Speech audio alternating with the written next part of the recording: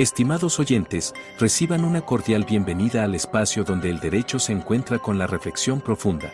El abogado científico. Este foro es nuestra dedicación a explorar las intersecciones entre las disciplinas jurídicas y el pensamiento crítico, ofreciendo un escenario para el diálogo intelectual y el desarrollo personal en el mundo del derecho. Acompaña a Andrés Arellano en este viaje de indagación y descubrimiento. Cada capítulo está diseñado para profundizar en cómo el razonamiento analítico influye y fortalece nuestras prácticas legales, desafiando las convenciones y fomentando un entorno de aprendizaje basado en la comprensión y el razonamiento lógico. El abogado científico se compromete a ser una ventana a la exploración de conceptos jurídicos a través de la lente de la metodología y filosofía científica, con un fuerte enfoque en el análisis crítico y la evidencia. Este enfoque nos permitirá abordar temas desde una perspectiva única, desentrañando las complejidades del derecho y promoviendo una práctica legal más reflexiva y fundamentada. Así, los invito a embarcarse en esta aventura de conocimiento, donde juntos exploraremos los principios que forman la esencia de la abogacía. Prepárense para un viaje hacia la comprensión profunda y el enriquecimiento intelectual. Bienvenidos a El Abogado Científico.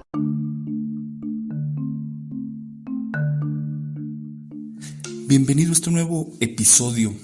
Antes de iniciar, habiendo el anuncio parroquial, te invito a que visites la página que te dejo en los comentarios, o mejor dicho, en la descripción de este episodio, para que vayas, puedas leer algunos apartados del blog y en su momento, más adelante voy a ir publicando también en las entradas del blog lo que vaya diciendo en estos episodios de semántica.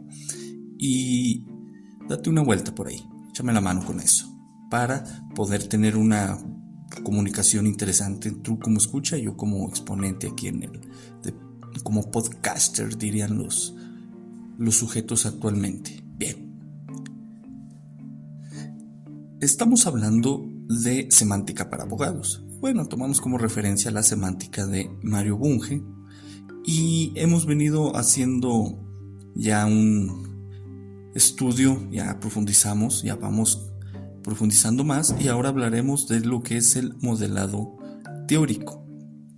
Ya tenemos nociones de lo que es la representación, de las propiedades, de designación, de notación, etcétera, etcétera, ¿no? Y el tema de los modelos desde la óptica de Bunge es interesante. Sin embargo, es importante que comprendamos que seguimos dentro de la representación conceptual de los hechos. Veremos varias formas de representación conceptual. Antes de iniciar, algo importante es tener en cuenta que existe una llamada teoría de modelos, la cual es una rama de la lógica que investiga las posibles interpretaciones y ejemplos de teorías abstractas o no interpretadas, como la teoría de conjuntos, los grupos, retículos, etc.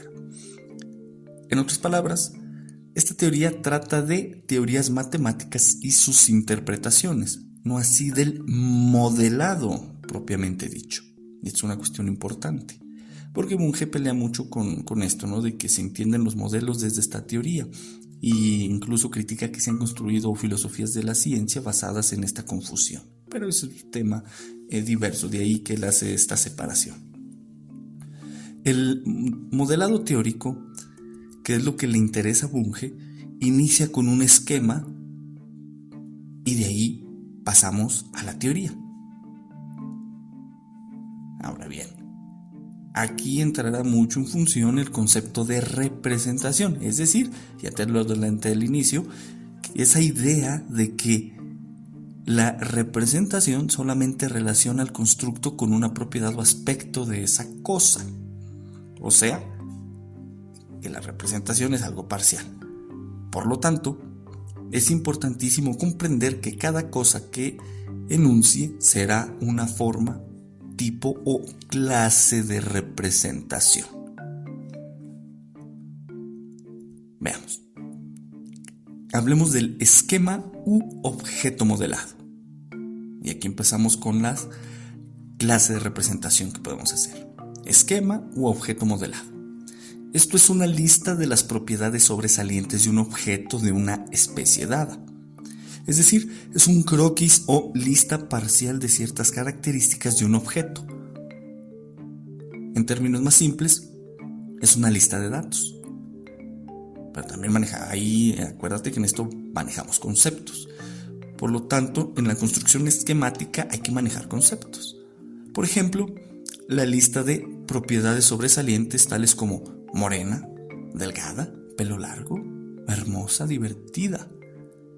Esta es la lista parcial de ciertas características sobresalientes de una muchacha, de una mujer. Y nótese que la muchacha o mujer es a su vez el objeto de cierta especie. Es un animal de la especie humana. Pasamos ahora al boceto, esbozo o diagrama. Es un grafo de los componentes de un objeto de una especie dada y sus funciones y relaciones.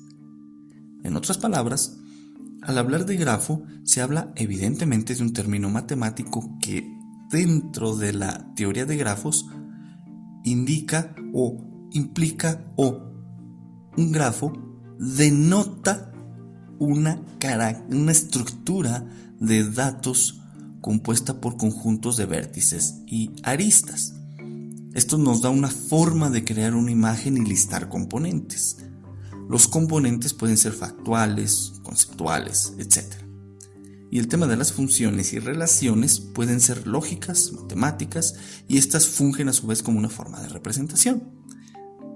De ahí que se muestre de manera delineada relaciones entre los datos que lo componen.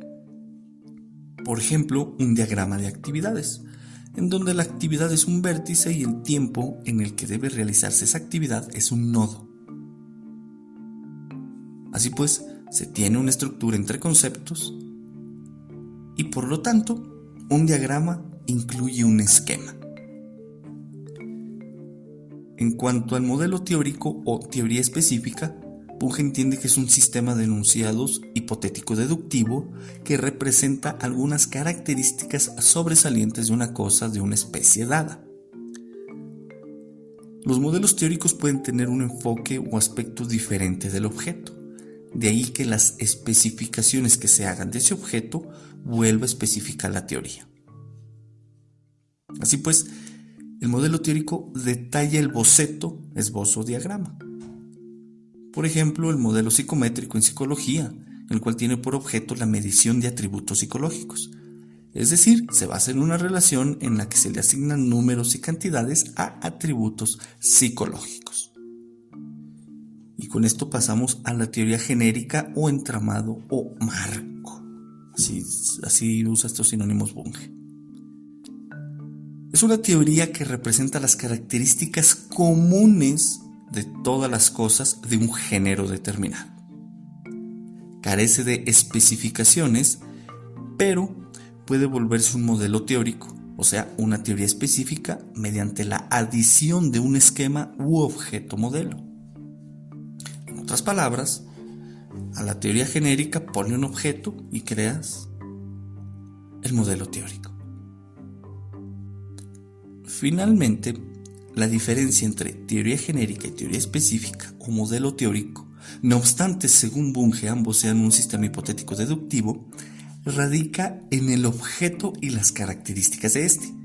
En la teoría genérica, el objeto es de cierto género y de ahí sus propiedades son, genéricas. Mientras tanto, en la teoría específica o modelo teórico, el objeto es de cierta especie, aunque también tiene sus características fundamentales genéricas acorde a su especie. Aquí no hay que olvidar que toda cosa posee ciertas características, ya sean intrínsecas, relacionales, cambiables o invariables. Por ejemplo, tienes una moneda, pero no te interesa conocer esa moneda, sino lo que acontece si la lanzas. De ahí que tu objeto sea el lanzamiento de la moneda. Luego de cierta secuencia de lanzamientos que puedes esquematizar, esbozar y modelar, pues decides crear un modelo teórico. Y de ahí que te basas en la teoría genérica de las probabilidades. Y así, tras el estudio y análisis de tal objeto, obtienes la teoría de secuencias de Bernoulli. aquí está el punto importante.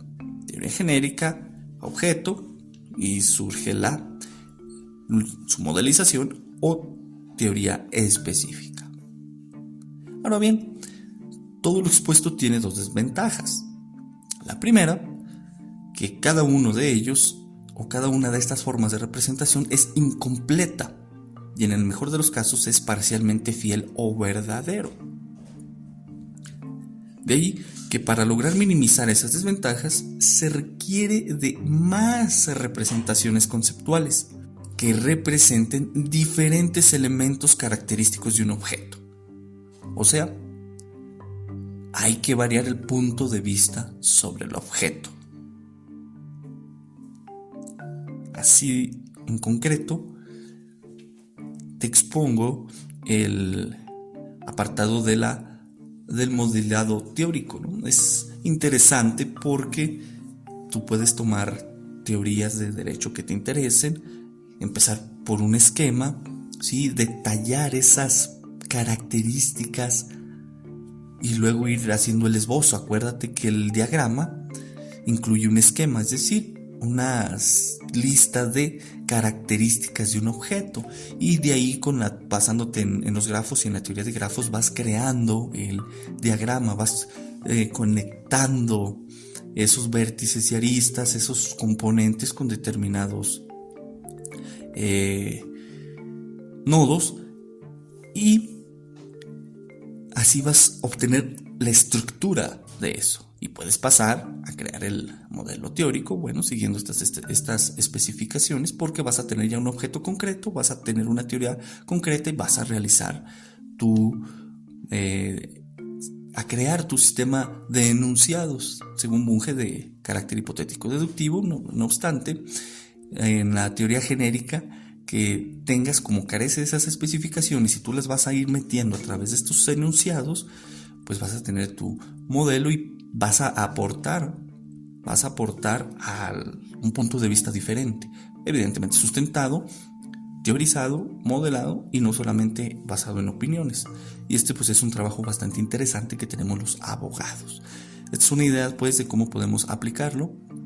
Espero te sea de utilidad y para tus casos, no nada más para el campo conceptual, sino también para tus casos, para que puedas crear una teoría del caso y la puedes presentar académicamente. En resumen, hablamos del modelado teórico. Dijimos que Bunge hace una separación de la teoría de modelos que se utiliza en el campo matemático y que muchos filósofos de la ciencia emplean para interpretar los modelos. Y por ese motivo es que se separa de esto y va siguiendo su propia teoría semántica, evidentemente, donde entra en juego la representación conceptual, ya tener las nociones de propiedades, de referentes, de cosas, de asignación, de notación, etc. Y nos da un conjunto de clases de representación: el esquema, el diagrama, el modelo teórico y la teoría genérica. Y para hacer el modelo teórico, tomamos la teoría genérica, le ponemos un objeto, especificamos ciertas características a través de ciertos enunciados y tenemos el modelo teórico. Espero te sea de utilidad. Hasta aquí el episodio de hoy. Nuevamente te invito a que vayas a la página que te dejo en los comentarios, visites el blog, ahí indaga un poco, deja tus comentarios, y te comento que he subido o publicado algunos temas, como lo es el informe técnico que puede hacer uno como abogado en relación a un caso. Ahí está, no he hablado de esto en el episodio, por eso te invito a que vayas al blog y le des una checada, a ver qué te parece. Nos escuchamos en el siguiente episodio, que espero sea en próximos días. Excelente fin de semana. Acá en México es 15 de septiembre del 2023. Hoy y mañana se celebra la independencia de México, que se consumó en aquel 1821 con el abrazo de Acatempan en Ciudad de México. Excelentes fiestas, buen fin de semana, cuida tu salud mental, gana dinero, estudia académicamente tus casos y da lo mejor de ti. Hasta luego.